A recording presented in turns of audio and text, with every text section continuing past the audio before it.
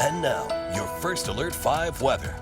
We do have good news this week. The latest drought monitor update shows continued improvement in Colorado's constant battle with drought. Now 8% of the state is drought-free. This includes the mountain ranges east of the Continental Divide, including much of the Sangre de Cristos here in southern Colorado and the Front Range in northern Colorado.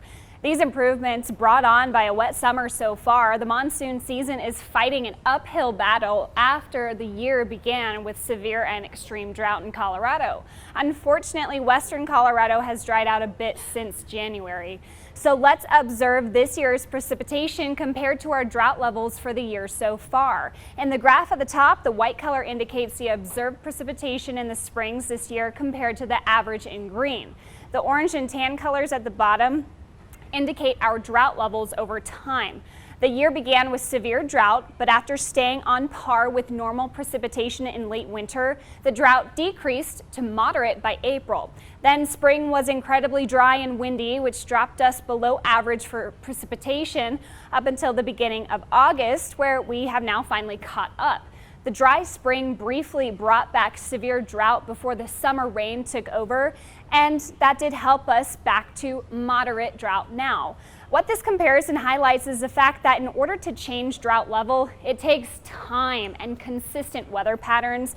And more news on that front, rain's in the forecast. So looking outside currently across our region, we do still have that active monsoon. It's been great for us so far this summer, but with high pressure right overhead, we are hot and dry here in eastern Colorado for now. We will see the monsoon flow return back to our region here come early next week. But for now, it's just the mountains that will see the beneficial rainfall throughout the next several days. We're trending hot and dry here locally. 97 in Pueblo and 88 in the Springs right now. That dropped down by about a degree since our high in Pueblo at 98 earlier today. Tonight will be near average for our overnight lows. Should be clear, and you should be able to see the full moon that is up tonight. 40s and 50s for mountain valleys overnight and 50s, 60s in the plains. Nice and comfortable to wake up on your Friday morning. Friday afternoon gets hot again, slightly warmer than today, up to 91 in the Springs and 99 in Pueblo, and that will be about 5 to 8 degrees above average across the region.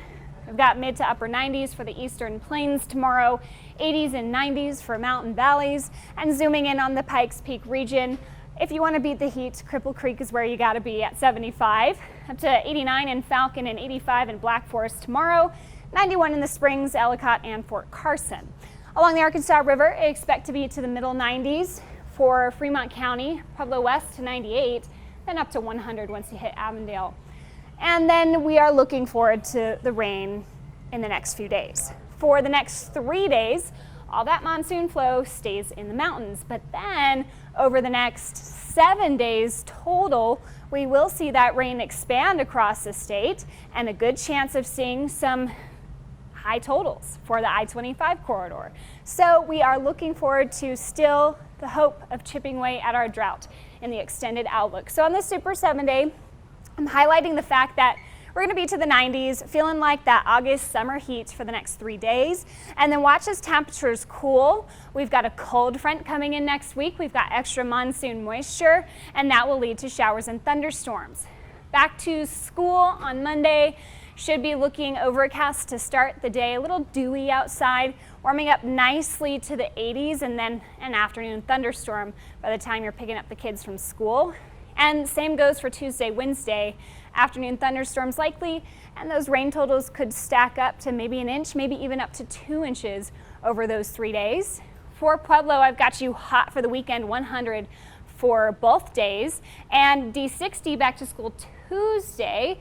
Chance of thunderstorms in the later evening. I think most of the day should be overcast, maybe with some sprinkles, and finally a little bit cooler for those 2 days in the 80s. Now Canyon City, I've got you to the middle 90s for the weekend, and then you are dropping to the 80s for the middle of the week. Showers and thunderstorms likely for you for the first 3 days of next week. Woodland Park, 80s carry you through the weekend. Your thunderstorms return a little earlier by Sunday afternoon, and then I've got those thunderstorm chances and cooler weather to the 60s For Tuesday into Wednesday, we'll see that beneficial moisture returning once again.